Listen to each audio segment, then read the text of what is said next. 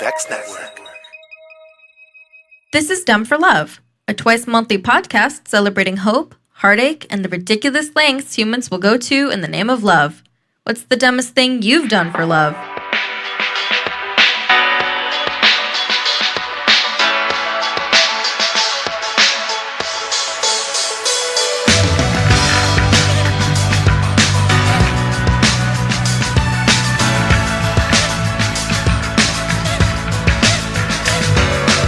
Hey, Beyonce here, lead singer of Korn. Actually, if you don't know my voice by now, that's kind of disappointing. It's Jean Morrison, your host of Dumb for Love, a podcast that allows us an avenue to share our stories of our due revenge, purging, or closure for all the dumb things we've done or things that have been done to us in the name of love. I'm excited to have all of you on this adventure with me. Hello to all of our new listeners, but be afraid. Be very, very afraid. Now on to music. Music is life, and I wanted it on our show, so I'm using this platform to give independent artists a place to be heard. If you would like to be featured on an episode and added to our Dumb for Love Spotify playlist, we would love to have you. Any genre is accepted. Please go to our website for more submission details. We know you have juicy stories to tell, or maybe things that just make you slap your forehead and say, "What the hell was I thinking?" Either way, we want to hear it. But if you're more of an, "Oh my God, I can't go on there and tell my story" kind of person, then our Dumb for Love quickies are perfect for you. You can call us up, leave a voicemail, or send it in an email, and we'll read it on the air for you. So for whichever way floats your boat, go to the Tell Us Your Story section on our website. Also make sure to follow us on all social media platforms via @DumbForLove. We're on Facebook, Instagram, Twitter, and Tumblr. You can also sign up for our mailing list on our website. Now let's get a little naughty. We have a segment on our show called Jean's Callouts. Think of it as an anti-dedication. So instead of, "Laura, will you marry me?" it's more like, "Laura, you maxed out my credit cards and went to Jamaica with Javier. So I hope you end up scuba diving in shark-infested waters." This has been an amazing experience, and with every episode that I get to do, it makes me feel warm and fuzzy all over. So away we go. Enjoy the ride. Let's get on with the show. Previously on Dumb for Love. I had told Wes right at the very beginning that in a perfect world, what I would like is a poly relationship. What I wanted was a live-in situation with, my primary relationship and a woman. And then comes Carol. Mm-hmm. Carol. The biggest mistake of my life. I would have been like, "This bitch is wanted by the cops. She's a murderer." I've had a thing with straight girls before, and it either never happens or it'll happen, but just like once or twice. Yeah. Like, that's like a ready-made family. Like, cool, she has a kid, Wes had a kid.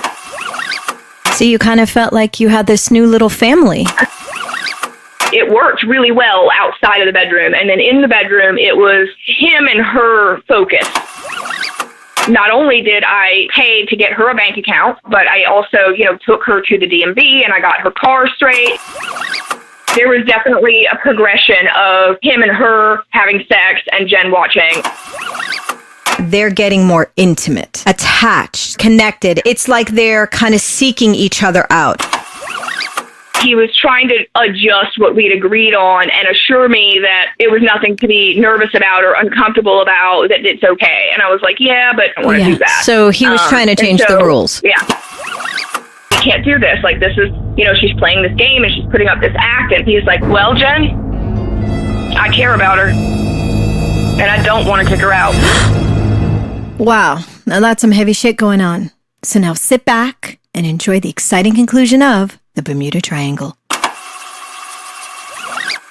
I wanted to keep that foundation, like that connection that he and I had, and I didn't want anything to get in the way of that. And like, I was already feeling distant in the bedroom, and then with stuff like that, like, it just became too much, emotionally for me. So what exactly did you have to reprimand them about? Like, what did they do? We were all cuddling on the couch.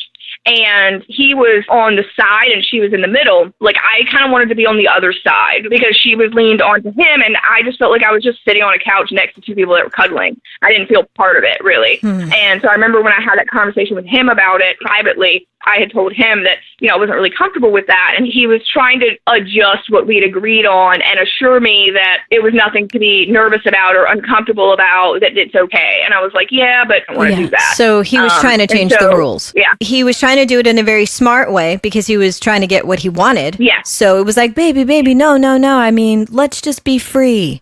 No, dude, you know what we're saying here, and you know what you're doing. Mm-hmm. Yeah, you're already having your cake and eating it too. How about we just stick to what I agreed on? And if there's a change, we can discuss a change between us. But, at that point, we had never had that conversation of wanting to change this or you wanting to change this. That never happened. We never agreed to adjust anything. It was supposed to stay the same. Okay, so what happens next? Like I said, little red flags, the whole not doing laundry or whatever. And so I decided to bring that to his attention. And so, I did it in a nice way. I basically just said, look, I'm, working a lot and having to come home and do dishes on top of X, Y, and Z. Can we talk to her about this? If I'm going to work all the time and you're not going to do anything, maybe you could fold clothes and have dinner ready or something. You know what I mean? I mean, that really has nothing to do with being a man or a woman. It's like a partnership. So if you're home, just help each other out. Yeah, help them out. Pitch in. Yeah, exactly. So he agreed, even though, he hadn't really seen any of it. And, he didn't know who was doing the cleaning. He didn't know who was vacuuming all the time. He had no idea. For the most part, I would come home. She's playing Call of Duty. I would start to clean or vacuum or whatever. She would stop. And then right before he would get there, she would start washing dishes to look like she had been doing stuff. Yeah. Or she would pick up the vacuum right when he was getting there. You know what I mean? To where I knew nothing had been done, but she was putting on a show for him. Ugh. Yeah. I was furious by that because who was actually doing it all? Me. You. And he did a lot too. He did a lot of dishes. And so she's putting on this act the moment that he walks through the door. Yep, exactly. And so that really infuriated me more than anything, honestly, because it was obviously an act and it made me look crazy. It made me look like I was wrong and that I was blowing stuff out of proportion or whatever, And you were being jealous or just starting trouble. Yeah, exactly. And that's how it looked, but that's not what was happening. And so, I was really agitated by that. I'd talked to some friends about it. I'm like, I don't know what to do about this. This is what she's doing. It's driving me insane. Kick her ass out. Yeah, exactly. And that's what I wanted to do. And so, I, verbally was like, we can't do this. This is, she's playing this game and she's putting up this act. And he's like, well, Jen, I care about her, and I don't want to kick her out. They were something, and here I am, just a part of this train wreck at this point, but the train's going too fast, and I can't jump off.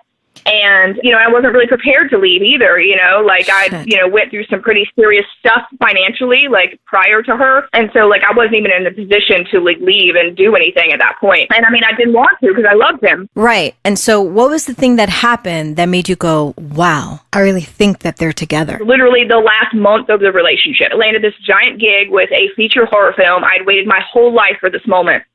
And it was a really big deal. And I was key hair and makeup and special effects on this film. But it required a lot of hours. We're talking, I would work anywhere from 9 hours to 16 hours, then go nap for 3 and then come back in. It was a very grueling process. Right. So I, couldn't work any of my other stuff. I had to only do this. And so for that entire month, it was a little longer than a month, but really the bulk of it was about a month. So I landed this thing, and a lot of it was overnight stuff, right? So I would go in at 3 in the afternoon and be there until 9 a.m. And then we would go home because the film was set at night. So it had to all be filmed in the middle of the night. So my sleep schedule completely reversed. I was not there during the times they were. And the times that I was there, I was day sleeping while they're awake. So that gave them time to blossom into whatever they did. But I didn't see it because I wasn't there. However, I remember this was leading up to my birthday that year. So I can remember going on set, and one of my celebrity idols I was working with, they had gotten me this amazing cake. And I remember in my head, I thought, this is the best birthday I've ever had in my entire life. One of my idols is there with my birthday cake. They had gotten me roses and all this stuff. And I remember this very vividly because it ruined birthdays for me for a while. So I had this amazing, perfect day. I come home with all this great stuff. It was 4 or 5 in the morning. They were both laying on a couch. She was practically completely naked, and he was pretty naked, but not naked. There was a blanket kind of half on them. They were in a cuddling, we fell asleep after sex kind of position. It was more than just falling asleep during a movie or whatever. So I walk in and I see this, and I'm just red because this is not even supposed to happen. They're not supposed to be intimate when I'm not there. I don't know what you were doing. My birthday is in March. It's not a very hot month. Maybe you got hot and took off your clothes. Like, I don't know. But what I do know is the level of intimacy in that positioning was inappropriate and not what we had agreed on. And so I was very upset. And also, it's my fucking birthday. So, yeah, I was pretty pissed off when I saw that. And, you know, I, of course, woke them up and they're like, oh, you know, we fell asleep watching a movie. And they tried to act like everything was fine. But that was the moment that I knew this is not okay. This has gone way beyond whatever. This is not going to work. And I'm completely fucking done. Did you confront them with it? Did you say, I think you guys are together? Or like, what the fuck is going on? I actually wanted to talk to him privately because in my brain at that moment, she didn't fucking matter and I'm done. So I did confront them in that moment, but I didn't accuse them of anything. I just said, what the fuck are you doing? Right. You guys know this is not okay, you know, and that was pretty much that. So they ended up going to bed and I went to lay down in bed too. But honestly, I was laying there and I was just fuming and I couldn't do it. And so I got up and I went to the couch and I slept on the couch and I was like, you know, they can just have the bed. I don't care anymore. Like, I just don't care. I'm going to bed. So I went to bed. The next morning, he goes to work. Now, here's a very pivotal part where I guess I'm going to look a little bit bad, but I'm being honest. So he had accidentally left his phone at home that day. He never did that. He had like a flip phone, you know, because he was old school. I never had locks on my phone. In any relationship I've ever had, my phone is unlocked. Literally anybody can pick up my phone and look at it. I have zero secrets. I don't lie. I don't hide anything. Mm-hmm. And I expect the same out of people that I'm with. Right. Not that anybody's going to look at it, but I want them to know that they can. You know, I'm not that girl that if I get up and go to the bathroom, I'm going to leave my phone. So keep in mind, the birthday thing just happened. I was pretty fuming. And they didn't even plan anything for your birthday. So you come home and you catch them on the fucking couch and there's no cake and there's no flowers and there's no balloons or happy birthday. Mm-hmm. And here is a person that you've been with for a long time. Nothing. And so fuck her, but fuck him, man. Yeah. Like, that's some bullshit. Yeah, fuck them both for that. It was foul as shit. And I was mad about that too because I kind of expected something and there was nothing. And I was like, okay, well, maybe they'll do something tomorrow, you know, and that's kind of, and then I see the couch incident and I'm like, oh, fuck my feelings, who cares, you know? Right. And I will give Carol 2 tiny little pieces of credit here because when she woke up, she got a balloon and a card. Was it a Hallmark card that said, I'm sorry that I'm fucking your boyfriend? Happy birthday?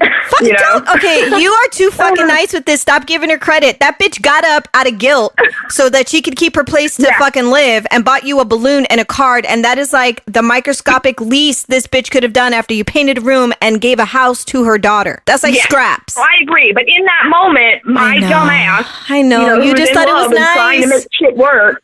I'm like, well, she got me a card. That was nice. You know what I mean? Oh, yeah. Dumb for love. Dumb for love. Yep. Yeah, dumb for love. You know, literally she took, you know, it was like she took $1 million and gave me back $2. And I'm like, oh, you know, so sweet. You know? But I was also still on a high of having Tony Todd give me my birthday cake. Like, that was the coolest thing that's ever happened. So at that point, it was kind of overshadowed. So what happens when you grab his phone that he left at home? You see it there and you say to yourself, I think I need to check this out because you had a feeling. Carol came back. She gave me the balloon and the card or whatever it was. And I'm all like, thank you. That's really sweet. Whatever. And then she goes to play Call of Duty per usual. And so at that point, you know, I had seen the phone when she wasn't there. I grabbed it and I put it in my pocket. And my thought was, I'm not going to do this. I'm not going to do it. I respect his privacy. We are honest. We are open. We have no secrets. I have no reason to have this phone. I don't even know why I grabbed it off the counter. I shouldn't be doing this. And in my head, you know, I carried it around in my pocket, and I'm getting a little emotional now because honestly, like it was, and I still feel guilty for doing this, not because of, you know, I'm glad I did it because of what it told me, but the fact that I was even considering it at that moment, that was when I really realized that this is not okay, because to invade somebody's privacy like that, I think is really shitty. Yeah. And I'd always vowed to never do that. And so I was having this major internal struggle with it. I'm so sorry. Because I didn't want to be that girl, you know? Yeah. No, it's okay. No, but it's not okay. It's not okay. It's not okay. I am here for you. It's the only time I've ever done this. I called my best friend because I was hoping she would say, Jen, don't look at the phone, you know? Because I needed somebody to talk me out of it. So I went out and I called my best friend. she was like, Jen, you got to look at the phone. You just got to do it. You know, she had known about everything leading up to this. And she was like, you know, at this point with what you saw last night, it's your fucking birthday. Nobody's acting like it's your fucking birthday. They're obviously doing whatever the fuck they're doing, you know, and you've been compromising and bending over backwards, you know, and you've done so much for this girl and this relationship. Your only way you're going to have these answers that you need is to look at the phone. If she's like, worst case scenario, you look at the phone, you find out what you want, blah. Yeah. So I say, okay. She's like, go look at the phone and call me back. So I go to the bathroom and I made a bubble bath, right? And while I'm sitting there waiting for the water to fill up, I open the phone. I'm seeing messages between the two of them back and forth. And like, you know, it was a little innocent at first, but then I got to some messages where it was her talking shit about me relating to a mutual friend. Her name's Katie. I was working on a business thing for her because of this film thing. I had told her that it was going to take me a while because I was super busy. Mm-hmm. And so she paid me to do this thing and knew that it was going to take a really long time. Well, in these messages, Carol was telling Wes that I had told Carol, fuck this girl, I'm not paying her, I'm not doing her stuff, and I'm just taking her money, and, you know, basically I'm screwing over our mutual friend. And there was a lot of shit like that where she was, like, making up stuff that, like, never happened, because she didn't even know what the business arrangement was between this girl and I. So for her to even be speaking on it was crazy. Did he defend you? No. He didn't, because he didn't know. Whether he knew or he didn't know, the moment she started talking shit about you, he should have been like, wait. Do not do this. I am with her and do not talk bad about her. Because he didn't need to know the facts. It just needed to be stopped because somebody was talking bad about you and he was your partner. And I mean, he could have confronted me and I would have given him the actual facts, you know? So what were some of the things you read besides her talking smack? Besides that, miss you, hope you have a good day. She was just such an uncaring person. She didn't really show affection, you know, she's very distant. So this whole mind-fucky, you know, telling him like, oh, this funny thing happened today. A lot of like XOXO, a lot of like her trying really hard to be super cute and super nice. And romantic. Yeah, like when I saw the stuff about me and this girl Katie with our business thing, that was the part where I was like, why is she even talking about this thing she doesn't know anything about, you know? And then there was this miss you. And then she was like, oh, I cleaned the whole house today. Jen didn't help at all. Shit like that. Oh. Yeah, so it was like, wow, she has just been mind-fucking him for months, you know, at that point. Manipulation so that she could worm her way in. And she's talking to him like a couple, like she's his woman. Yes, exactly. I hope you're having a nice day. Yeah. I miss you. I cleaned the whole house today. XOXO. Mm-hmm. Gossip girl. Yeah, and what do you want for dinner tonight? You know, stuff like that. Very coupley, and, you know, like, it was her job to be on that phone and to message him or whatever, obviously. And would he respond to her in a way that was more coupley, more romantic, more loving, kind of how he talked to you? Mm-hmm. Yeah, he did, especially towards the more recent messages, you know, the ones that had happened like in the last week or two before that. Yeah. Yeah, he was definitely increasingly sweet, I guess you would say. So now you read his phone and you're having all of these thoughts while you're running your bath, and you're standing there livid because you see that they're having these intimate talks and that she's talking shit about you. Yeah. So what do you do? Well, I actually went ahead and sat in the bathtub. I didn't even shower. I just sat in there and cried, honestly, because I was so angry and I was really hurt. So at that point, I didn't know how to confront her. I didn't know how to confront him. And I needed to calm down because I was just seeing red in that moment, and I literally just wanted to kill her. There was just so much building up and layered up and layered up and layered up. My whole world was falling apart. It's my fucking birthday, and everything sucks. I was having a complete meltdown. What made it even worse was he had taken this false information and given it to the Katie girl and was like, hey, so apparently Jen said blah, blah, blah, blah, blah, making it like fact. So I didn't know this. I hadn't really heard from her in a couple weeks. My friendship with her was strained at the time. And so this lie that Carol started, you know, evolved to Wes and then evolved to Katie, it was causing a huge ripple of turmoil with friendships that I had established, and bigger problem than just a me and Wes problem. It became a you're fucking with my whole life and work problem, you know. And then, of course, later, Katie saw through the bullshit and we talked it all out and everything's fine, you know, or we had no issue. But single white female. Funny you say that. When everybody asks me, I'm like, yeah, she's single white females me, is what I always say. Because there's really not another way to explain it. She basically infiltrated. Yeah, she infected my entire existence. So I came out of the bathroom. She was still playing Call of Duty. And I stood behind her while she played for probably, I don't know, what felt like an eternity. But it was probably only a minute. And I just stood there. And I was so angry and, like, not thinking clearly. And I know that makes me sound crazy, but I was just so angry. Like, I didn't even have words for, like, I had never been that angry before. You were having a moment. I was definitely having a moment. Blew up in your mind. I came unglued. Yeah. Damn. Yeah. I just completely unraveled right in that shower. Every single bit, of foundation was out from under me. And I realized exactly how bad the situation was. I realized that I'm about to be homeless. I don't have anywhere to go. There's no way this bitch is going to leave. Like, she's poisoned. Like, and it was literally just thought after thought after thought. And then it was the betrayal of Wes, because he was such an amazing guy at the beginning, and the love that I had for him. Betrayal? Yeah. That is the worst feeling. It is. I mean, that is the worst. It is. It was devastating.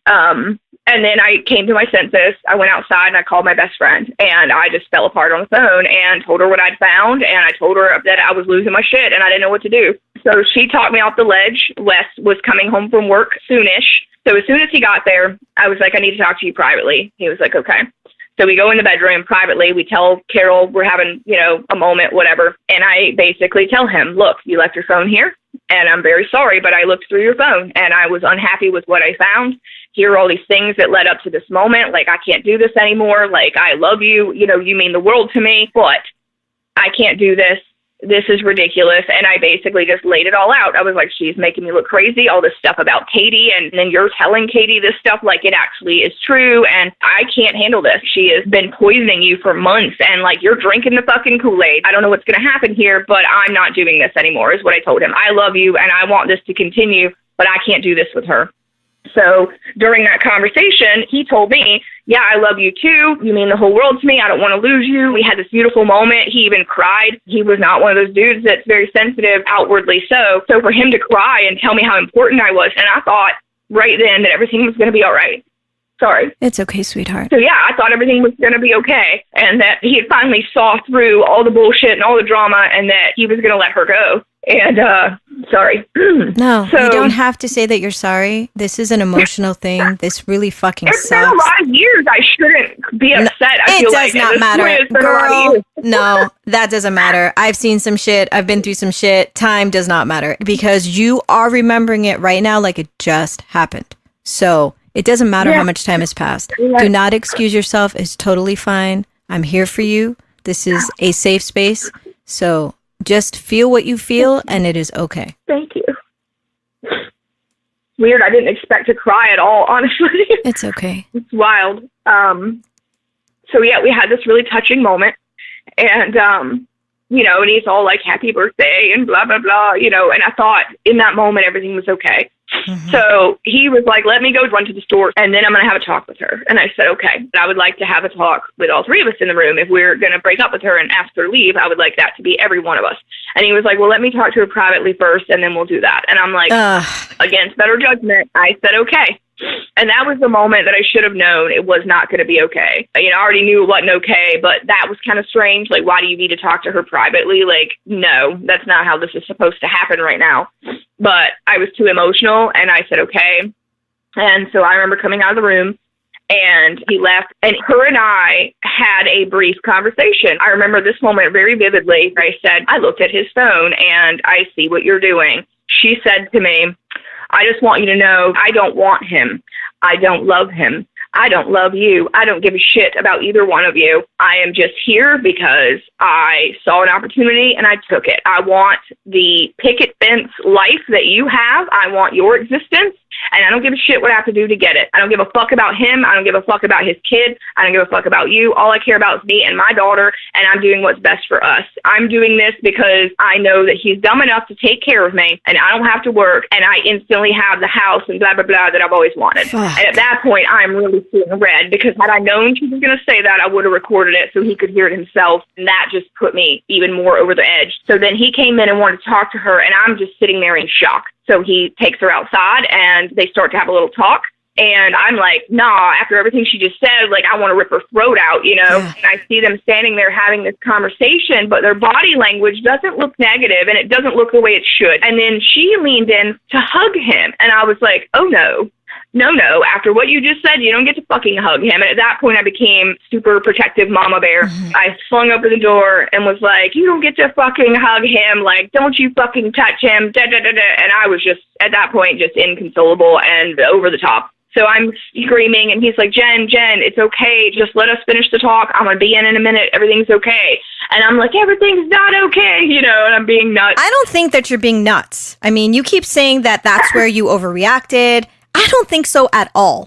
I hear you reacting in the exact same way anybody else would. I mean, first of all, I would have busted out there like, you two motherfuckers are not talking by yourselves. Yeah, exactly. That's exactly what I did. I'm like, you motherfucker, no, don't you fucking touch him. Keep your fucking hand, you fucking cunt. Yeah, there was a lot of cunt throwing and whatnot. Yeah, it was bad. I just mean that I don't normally behave that way, and I'm not a very, like, angry person. Maybe when I was young I was, but, you know, in my older years, I'm a very logical, rational, caring person, and, like, I try not to act or speak in anger. So he keeps trying to get you to go back inside, right? Yeah, and I'm losing my shit. He was trying to calm me down and get me to go inside, and he's like, just go back in, it's fine, you know, whatever. So I went back inside, and I'm sitting there, and it felt like eternity. And then I go and look again. She looked like she was crying. So I open the door again. I'm like, this is bullshit. I'm going to need you guys to fucking come in here. Let's have a fucking group conversation. Y'all are not in a fucking relationship. We need to collectively talk about this. I remember her turning around and deciding to start to talk shit back. She was like, fuck you. And I'm like, no, fuck you, you stupid bitch. Like, and it just ended up basically exploding into like a lot of, you know, cussing and anger and whatever. So he came back in and he and I talked, and it was very different than the conversation we just had where you're my whole world, you're my everything, I don't want to lose you. And then this conversation was instantly like, well, Carol and I don't really want to stop seeing each other. And I'm like, what the fuck? Like, no. So at that point, I'm livid. I'm like, she just finished telling me that she doesn't give a shit about you or your fucking kid. She's only with you because she knows you're dumb enough to pay for everything and allow her to not work. And he's like, Jen, she didn't. And I'm like, yeah, she just said that. Like, literally just said that while you were outside earlier. She said, I'm not trying to take your man. I don't give a shit about him. I'm taking your life. I want everything you have. That's what she just fucking told me. And you were going to let her. And I was like, fuck you both. You know, like, this is not okay. And I was still hoping at that point that he would ditch her and he and I could continue whatever. As ridiculous as he was being, I was still hoping that there was a chance there somehow. But there just wasn't. So they went outside to have another little chat after he and I had our chat. And at this point, I'm just done. And so he comes in and he's like, this isn't going to work. And tells me that I have till Friday to get my shit. Oh. Yeah. What? He's not leaving. You're welcome to stay. You're welcome to stay? I'm like, fuck that, I'm not staying. He's like, then you have till Friday to get your stuff. And I was like, well, happy fucking birthday to me. You have till... Okay. So you have this fucking conversation with this prick, all right? And I don't care if he's listening. I don't really give a shit. Yeah, fuck him. It's fine. So you have this conversation, right? Yeah. And he leads you to believe that he loves you, he's sorry, that he wants to work this out. Yeah. And he manipulates one more time and says to you, I have to go outside and I have to talk to this girl because I just want to smooth everything over so that everything's okay for her to move out. So you, again, against your better judgment, allow this conversation to happen. He goes outside, you see things aren't right, and by the end of the day, this motherfucker comes back in with this bitch and tells you, speaking in we, Carol and I, okay? Yeah. Don't want to stop seeing each other, and now you have until Friday. Yeah. Your fucking house that you open to this ungrateful fucking bitch. Yeah. Okay? Mm-hmm. Yep. And when I say bitch, I mean the both of them. Because he is equally a bitch. Okay? Bitch is anybody that just acts whack. And this whole fucking story is making me burn. I cannot believe the fucking audacity from this prick where you here just trying to have something sexy and open and cute and nice, and you bring this woman in because she has no place to stay, which is, again, above and beyond. I don't know why you think that that's normal, because it's not. And you open your home, your life, your money, your everything. And she comes in because she was a fucking Lilith infiltrator bitch that just decides, I'm going to take all this over. I see what I want and I'm going to have it. And he allowed her to do it. Exactly. So let me say this to you. Yeah. Okay?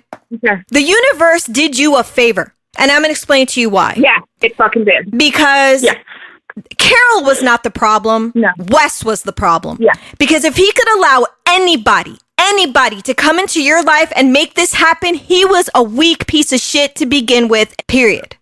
Thank you. Period. And I see it that way now. At the time, I did not see that. I was devastated for years after this. But I'm glad that bitch came in and ruined everything, because if anything could ruin that, then good, it needs to go. They deserved each other. Yeah, they deserve each other. They're married now, I hear. Oh, just wait for it. They're just giant pieces of shit, and they got married last year or whatever, so fuck them. They can live miserably together forever. I'm sorry to tell you, okay?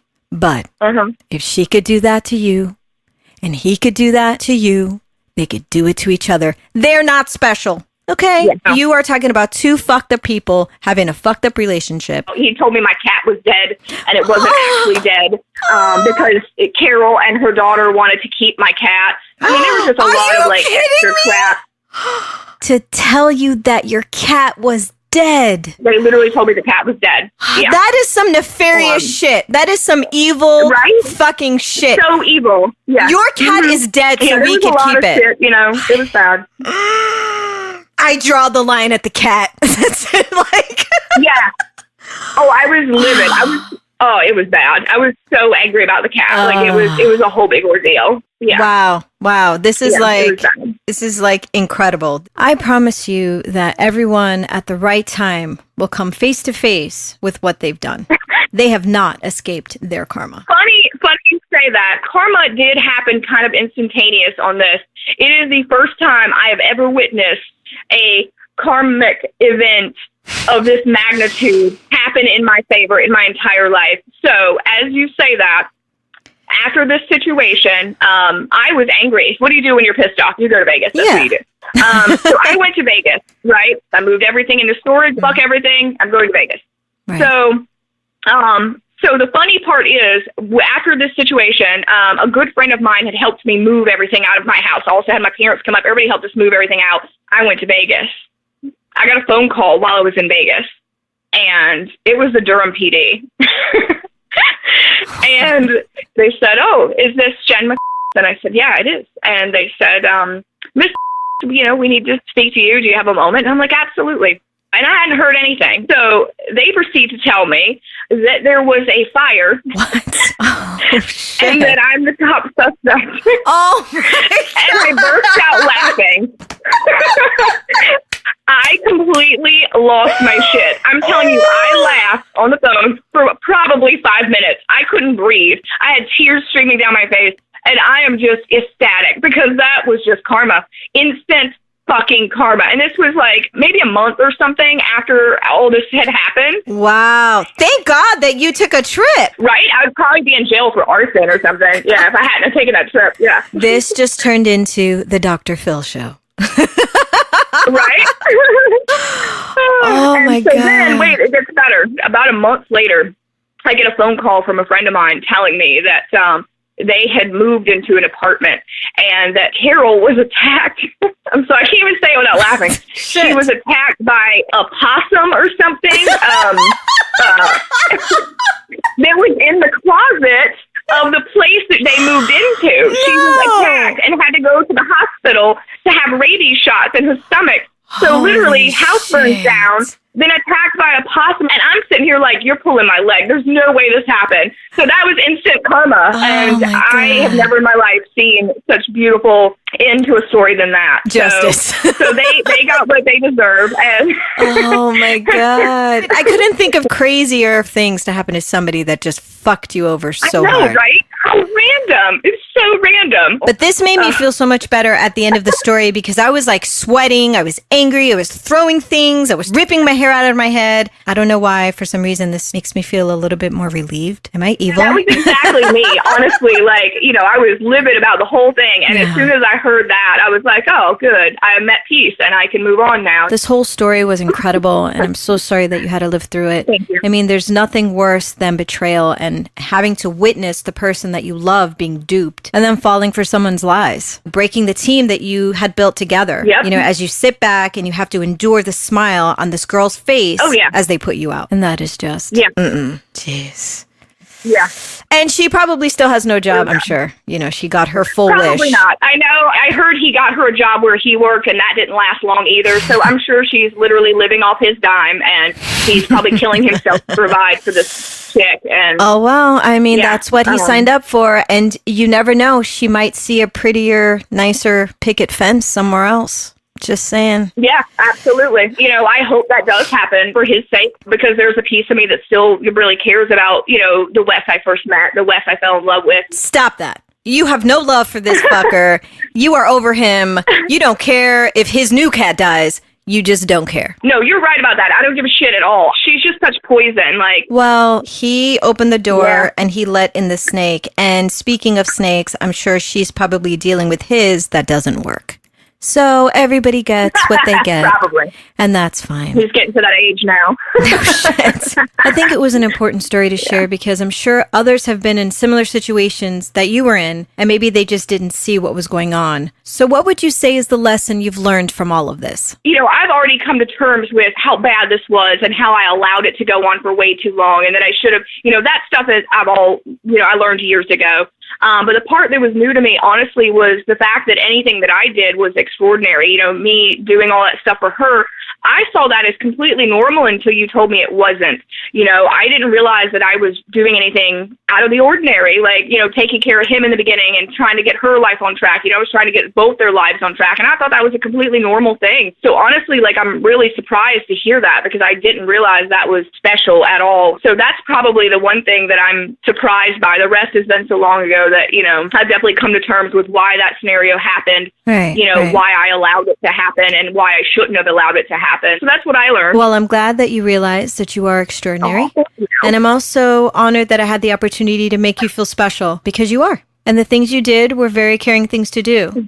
So I think that the lesson that people are going to take away from this is trust your instincts. Yeah. Listen to yourself. Yeah. So if you feel like you're being pushed in a direction that makes you feel uncomfortable or that goes against your promises or the respect of your arrangement, then it might be time just to move on. You know, do something else because you deserve better. Yeah. And it's out there. Yeah. And I know sometimes it can be difficult to walk away, but sometimes we have to break our own heart to put the pieces back together. But don't ignore your inner voice. I should have stood up for myself. I should have, like you said, followed my gut. Either I should have walked away or I should have really put my foot down. No, we're not moving her in, you know? Yeah. And I feel like things would have ended differently. I mean, I'm glad it happened the way it did, because clearly he's a piece of shit for allowing this to happen and for making me feel that way and for this to evolve that way. You know what, Jen? You were dumb for love. And that's what this show is all about. Absolutely. It allows us, in hindsight, to see our mistakes and the things that we could have done differently or better, while also giving others insights of what not to do in their relationships and maybe even give them a chance to get out before it gets worse. And I really hope it does do that. I hope it does help somebody. I'm so excited to be able to tell the story and to get it all out. Like, it feels so good. Like, I had one friend I'm not friends with anymore who literally said to me, well, that's what you get for allowing somebody else in your relationship. And I'm like, I don't talk to them anymore. But, you know, there was just a lot of that. I felt like it was taboo to talk about unconventional relationships. So I never really got that healing that I needed. So doing this was so therapeutic. I can't even begin to tell you how therapeutic that was for me. It feels really good. Like, I feel like a weight has been lifted off my shoulders that I didn't even know was there. I'm so glad. Thanks, man. I didn't know I was going to cry. I didn't know, like, it was weird. It was like I was saying goodbye to that whole situation, you know? Yeah. God, I'm so happy. That's so great. I'm so happy. God, man, thank you. I didn't know I needed to do this, but, like, emotionally, I really needed this. I had no idea. This is so good for me. That's why I'm so glad that I get to do the show, because I feel like so many people hold in their feelings, or their friends or their families are just sick of hearing about the same story over and over, or worse. Yeah. They tell them things like it was their fault or some half-assed attempt at making them feel like they sympathize with them. And it really doesn't make them feel any better. Yeah. So this is like a brand new place to tell your stories, to feel good and just to let it all go and be free. I feel like I just put that in a coffin and buried it and I'm fucking done, man. Like, it's done. It's over. Good. And I'm shocked because I thought I dealt with it and buried it years ago. And I realized just now that I didn't. I think I buried pieces of it, but I never buried the whole thing. And today, just now, I've officially put all the dirt back in that hole, and that's it. Yay! You're free! That's amazing.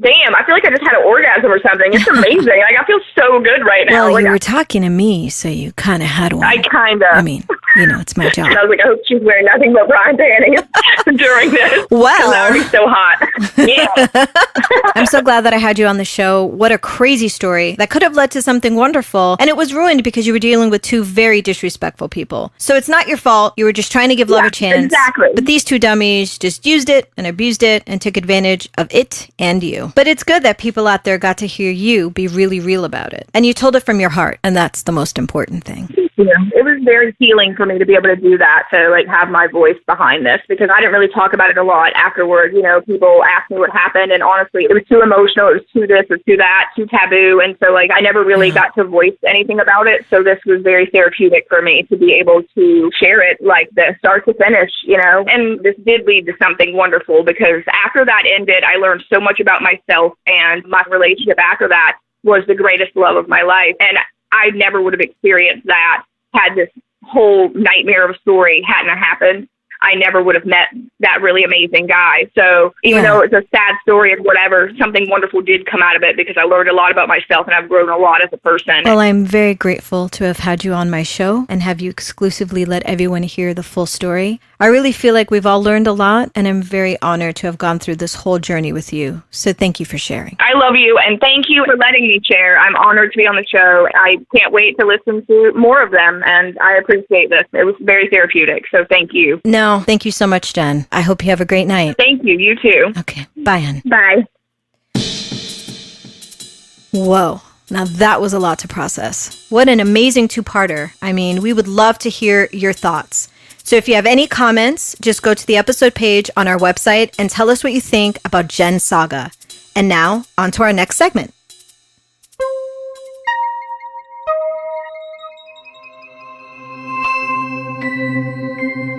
So today, in honor of April Fools, we have a very special news segment called True or False. One of these stories is a complete lie, and Cat Lady and I are going to figure out which one. And now, here's the world-famous possum wrangler, Cat Lady. Sexy Senior at Save-A-Lot, Altamont. MFM.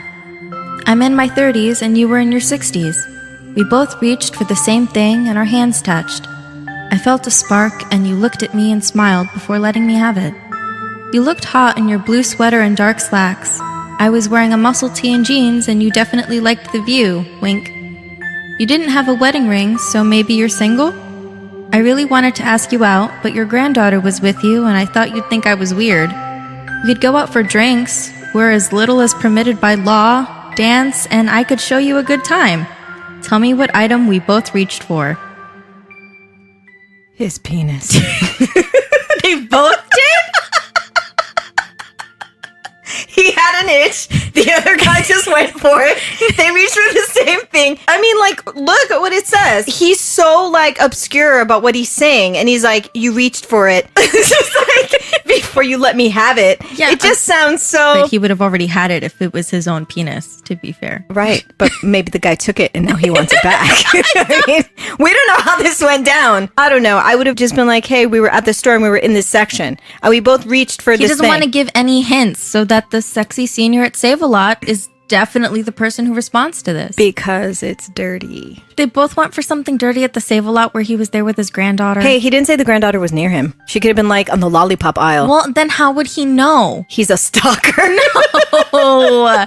Why is it always a stalker because with you? These people that write these ads are usually stalkers. They don't write it in a way that doesn't make them sound like a stalker. That's true, but I was at the Save-A-Lot and you reached for that thing and I reached for that thing at the same time and then you let me have it. It could have been and then you let me have it. And then you let me have it. It just, well, you know, he's clearly horny. Like the whole ad has horny energy. Horny old Greg at Save-A-Lot. He's the young one. Well, he could be younger. He could still be old Greg. Well, he's in his 30s. Oh, is that what it is? Yes, I'm in my 30s. What happened is that I got so lost. Ageism by Jean Morrison. No, how dare you, Cat Old Lady. 30s people. How could you make up such lies? I totally missed that because I got lost and enraptured with the I went for it and you went for it and you touched my thing and then I let you have it.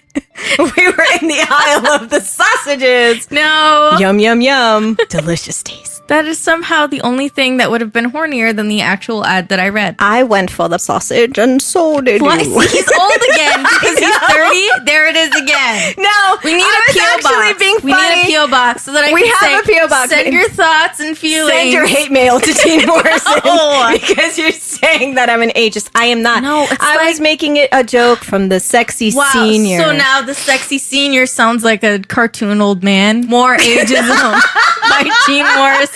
I thought that that's what a sexy old man sounds like. Hey there. That to you is what a sexy old man sounds like? Pepperidge Farm. So not ageism then, just like a weird... He sounds like an old, sexy white man that's rich. That's hot. And honestly, sexy senior, I'd be like, fuck you, bitch. What if he's not that old? That's kind of shitty. Hey, I'm going to write this ad and I'm going to title it Sexy Senior. That's fucked up. Not, hey, I saw you at Save-A-Lot. You were with your granddaughter. He's an old dude chaser, like you with your weird old man sexy voice. Like, look at this silver fox and, you know, he was there and he was hot. But sexy senior is not a compliment. Okay? Don't. You were sipping your Geritol by the Depends undergarments. Like, none of that is good. Like, if you're trying to hook up with this senior, in quotes, don't call him a senior. Nobody wants to be called a senior, even if they're a senior. It's so rude. Like maybe like a 90-year-old would be like, oh, really? You think I'm still a senior? Oh, you whippersnapper. I was in World War II. Oh, my God. I'm just saying, like, if somebody is trying to pick me up and you say sexy senior, oh, God, I hope they would. I'm just saying, like, That's a whole other thing. Let's say it's 100 years from now and I'm very, 100 very years from old, now. okay? Let's say I'm in my 30s and I'm very, very old. I'm just saying, like, silver fox at the Save-A-Lot, you know, that kind of builds me up. I feel like, oh, damn, you know, thank you. But sexy senior, you totally fucked the sexy up That's by why saying I'm saying senior. maybe, I don't know, he has a subscription to AARP to look at the old people, you know? So, like, to him, it's like, oh, yeah, the sexy senior. Or and maybe he means he's it. just really cheap and he knows he could save a lot on dates because they'll get a discount at the movies, at dinner. So he's a cheap fuck. Or he's riding the coattails of the senior to get everything at a discount. Oh, hey, can you buy my ticket? I'll Venmo you. Just because he's saving $10 everywhere he goes. Oh, free dessert after 4 p.m. I don't know where this is going, but okay. But you know what I'm saying. Sexy senior, not a turn on. Don't like it. I think that's a rude way to do it. Now we're really moving on. For real. For reals. For real. Okay. Flirting Grandma, Orlando.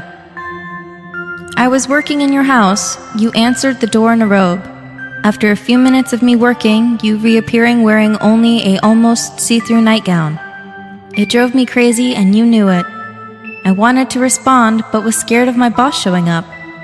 You pranced around and I could tell you were enjoying it as much as I was. I would really like to enjoy the show again without fear of my boss being there. Was it just a one-time tease, or would you like me to give you a show in return or more? Wink. Tell me what I was doing at your home. Getting arrested. Flirting Grandma, Orlando. That was the old man from the last one. He showed up to help us out. Oh, no. Flirting Grandma, Okay. Orlando. Here we go. I saw you with Mickey Mouse. It was the black and white kind. Where he was on a talking about? steamboat with Willie. With Willie. Mickey Mouse is on the steamboat with Willie. Yeah, you heard me! Old people get things wrong! Go! Okay, I'm a little confused because he says, I was working in your house. Or in your home, and then you answered the door. Was he already in? Or was he not? How could she answer the door if he was working in her house? Well, the whole thing is written a little sideways, so it's possible that she didn't even have a see-through nightgown on. And all of this was in his imagination because he got high on Roundup while he was gardening for her. that's not quite what I was going to say. I sniffed the Roundup and got a little high, and all of a sudden, you were naked. In the vapor. There's so many things wrong with this, Padre. I don't even know where to start. She opens the door in a Right. see-through nightgown. And she's almost see-through nightgown. And what was the title? Flirting Grandma. Flirting Grandma. Again, if you really want to be with this woman, flirting wanna be with grandma Grandma. is a horrible way to say it, okay? Flirting, Silver sexy, vixens. cougar and a half. I don't know. Cougar and a half. You know, sexy, vivacious, gray-haired. I'm going somewhere, I promise. Go. Panther. Just something. Panther? I don't know. I'm just saying, like, first of all, you're saying grandma. Now, flirtatious and grandma don't go back to back See, it's for not me. even like sexy grandma. Yeah, It's just flirting grandma. Yeah. He should have just wrote, hey, old lady. That reminds me of mama. Oh, okay. Horrible. That hit me Can you late. bake me some oatmeal raisin cookies while I play with your cookies? No. Can you put on that apron that you used to have in 1912? No, she can't. And she won't. I'm answering on her behalf.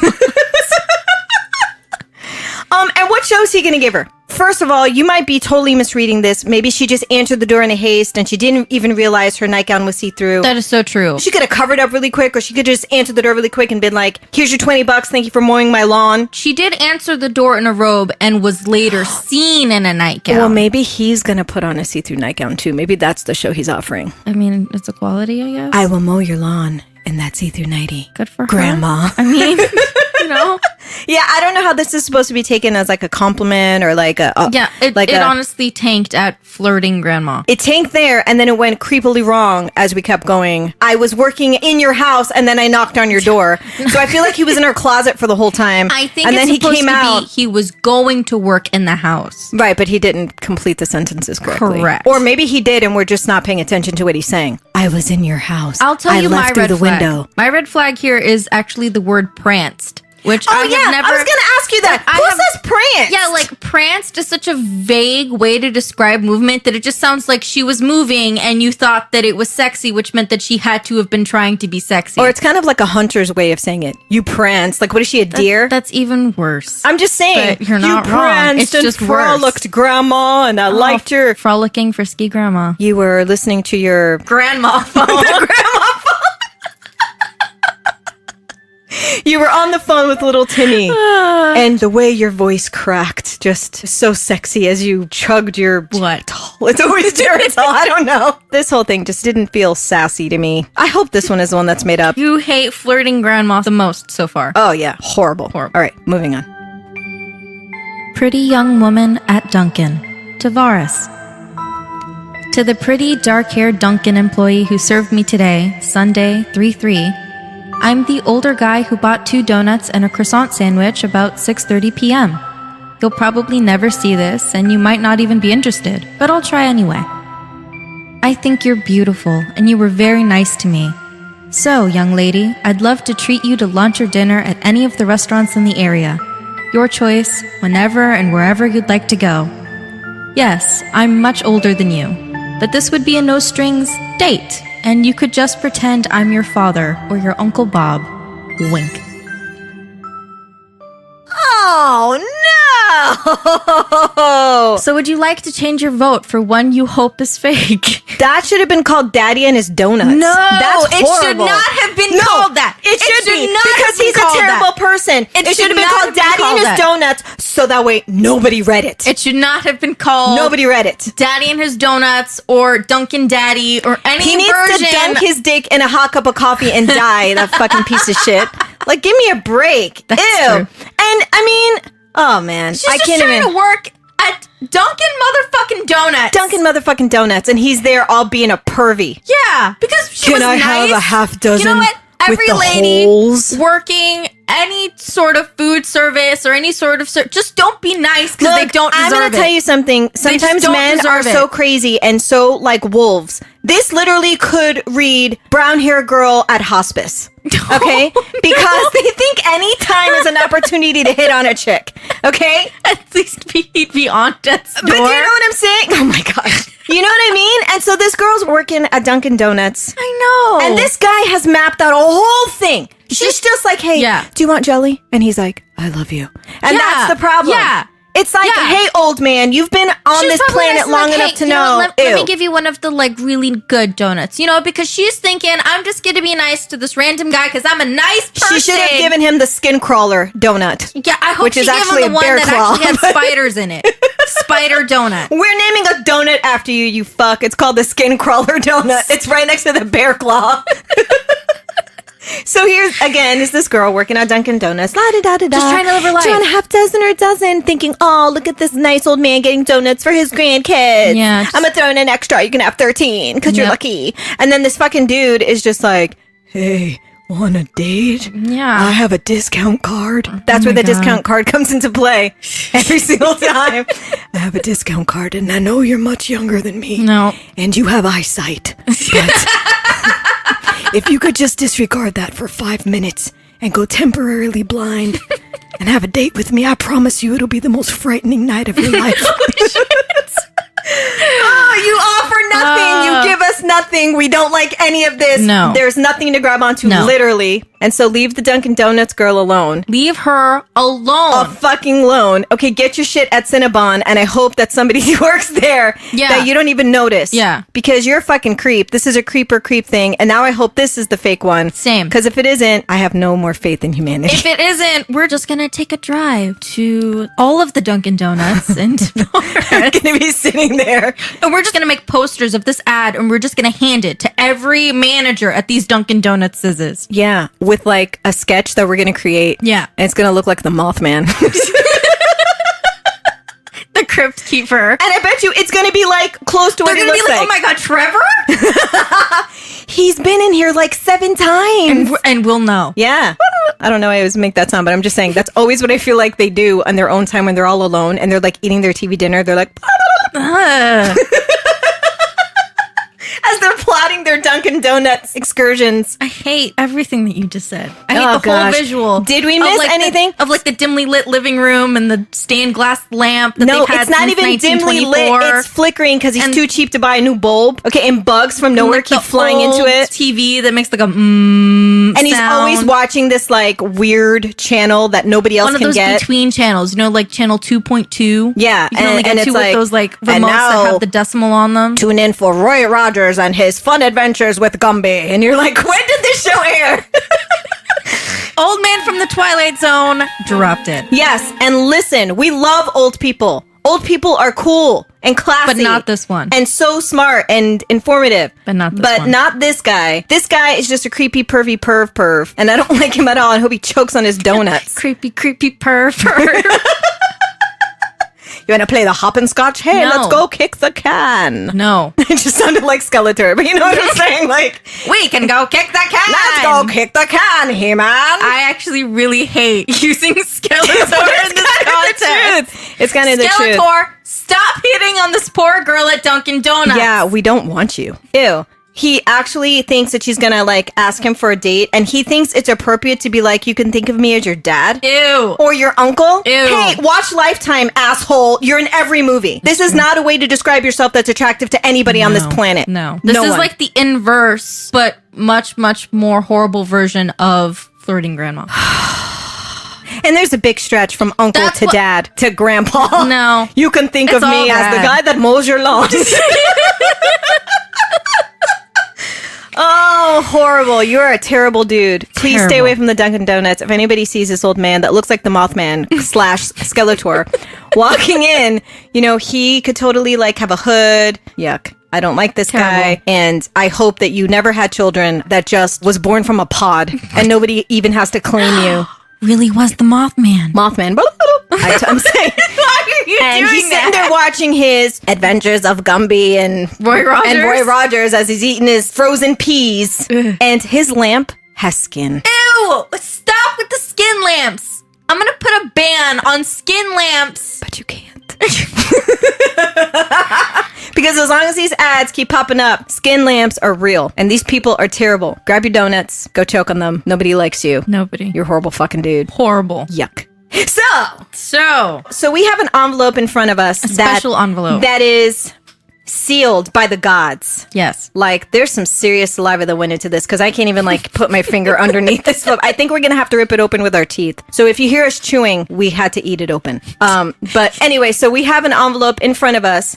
And in that envelope is the true answer to which one of these 3 monstrous ads Honestly, the first one's looking pretty good right now. are real. First, we have to guess. Yes. Nobody can see me, but I'm waving this around like a psycho. She's waving it with I'm emphasis. telling you something, though. it is so sealed. It's like they used horse glue to seal this up. Horse glue. I feel like I'm at the Grammys or something. We used Dunkin' Donuts icing. I just had a bad thought. Okay, so I'm going to put the envelope... I can feel your thoughts. I'm going to put the envelope down, and now we are going to make educated guesses as best as we can, because these are all pretty terrible, and I wish all of them were not real. So we have to pick which one is the one. Which one is the real one? Okay, so... Well, we have to... No, wait. We're so turned around by Dunkin' Donuts Daddy. I can't think. No, you know what happened? He's a DDD. Is that we were He's a DDD. We were hoping that one of them was real because two of them are really bad. But that's actually not what's going on here. Dunkin' Donuts Two of them are real. Dunkin' Donuts Daddy. Dunkin' Donuts Only one of these horrible things is fake. Dunkin' Donuts Daddy. Uncle. Only one of these is fake? Only one of these is fake. Okay, I'm going to say that the one that is fake is... Go. I really wish it was Dunkin' Donuts Daddy. I wish that one was the one that was fake, but I think the one that's fake is... I knocked on your door. I was hiding in your closet. You think Flirting Grandma Orlando is the fake one? Yes. Okay. Wow, this is really sad. What do we get? If you're right, what do you get? We should have done a prize. What about my world famous brookies like Papa, aka Abuelito, used to eat?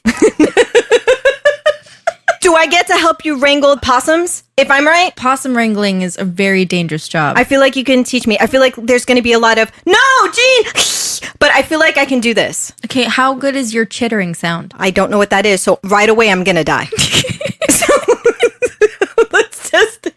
Okay, you'll train me, and then I'll help you to wrangle. But don't just throw me in there. Oh, no, absolutely not. Because they will kill me. They're vicious. So my guess is the grandma. Yes. With the see-through nightie. Horribly, neither of us are going to vote for Pretty Young Woman at Dunkin' as the fake one. Because we've heard so many that sound just like that. I think the fake one is probably Sexy Senior at Save-A-Lot because it's the most normal, and I'm just at this point now where I feel like it's so normal, it can't possibly have been real. I didn't guess that one. Yeah. Because, real. that was like a real big stretch. Like, they really went out. And I feel like... But see, isn't that what you would do? Yeah, exactly. Right. Okay, so which one was your guess? Okay, I'm guessing Sexy Senior at Save-A-Lot is fake, and you are guessing Flirty Grandma is fake, and we are both guessing that Pretty Young Woman at Dunkin' is horribly, horribly real. Okay, so here. That's the envelope. Okay. Such good crinkling. All right. I'm going to rip it. Ready? What a good rip sound. Oh. Doing this professional. She's getting real fancy with it. I was trained with possums. All right. Do you want to read it? Or do you want me to read it? You want to just open it up and we'll both see it at the same okay, time? ready? Okay. Okay, here we go. Isn't this so suspenseful? Sexy Senior! No! It was Sexy. normal. Okay, so it was Sexy Senior at Save-A-Lot. Oh, man! It was the only one that wasn't creepy. The only one that we liked. The only one that we liked. Damn, our team is incredible. God is dead and we killed him. Is that the one that you guessed? Yeah. Holy Toledo! It's the only one that sounded okay. You know what? I was really kind of rooting for that. Like, the senior kind of made me upset. But otherwise, it was so normal. It was so normal and okay. And it was like a sweater. You know what? This was kind of fun. And I think even if it's not April Fools, we should do this more often. Because I'm happy yet sad at the fact that Dunkin' Donuts Daddy is real. That's a horrible thing. You know what? But they serve that coffee hot. Hot. They do. So I'd be like, that coffee is a weapon. Do you want some? If it would need to be. And seniors get free refills. They do get free. I don't know if they do at Dunkin' Donuts, but they should. If he looks like the Mothman, give him a free cup of coffee and don't put the lid on. Just hand it right over. Maybe Here you go, sir. Careful you don't trip. You have a wonderful day. Oh, Bethany! Well, we got the timing on that really good. No rehearsal. Wow, that would not have been my guess. So, to our team of writers, you did a great job. Really good. Because I was stumped like a motherfucker. Yeah. Yeah, this was great. But now I have to sit here and I have to go, sadly. We have to know that Dunkin' Donut Man is real. And and the relatively Sexy cute Senior story is I was not. kind of happy about them reaching for each other's junk and all that. Yeah. I we mean, gave him a hard time, but we liked it. Yeah. It was kind of it's a fake love story. We should have known. It was normal, and they were cute gay people. Yeah. And now look, we're left with fucked up, creepy, skin-making lampshade people. Oh, gosh. Don't trust straight men. That's what I learned today. So that is the lesson I learned today. I think Dunkin' Donuts' daddy should meet up with the lawn mowing guy. Yeah, just for a quick chat. Yeah, just have a quick chat. Just a quick one. Yeah. We can set this up. Yeah. I think we need a new ad.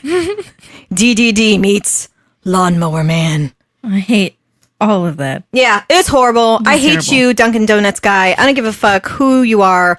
Daddy, you could be granddad, the mayor of Tavares, for all I care. You could be Jesus, and I still hate you right now. That is a really strong stance, and I respect it. Yeah, but Jesus would not lure someone in a Dunkin' Donuts. Even wouldn't. I know that. No, he wouldn't. No, he wouldn't. No, he would not. So you know what? You don't ever know who's standing behind you, Dunkin' Donuts man. It could be Jesus for all of our revenge. Praise the Lord. Thank you, Cat Lady. That was truly idiosyncratic. That concludes our two-part episode, The Bermuda Triangle. Was it as good for you as it was for me? I really want to thank you for joining us today, and we hope we made you feel a little bit better about that time you let your fiancé invite their ex to your wedding.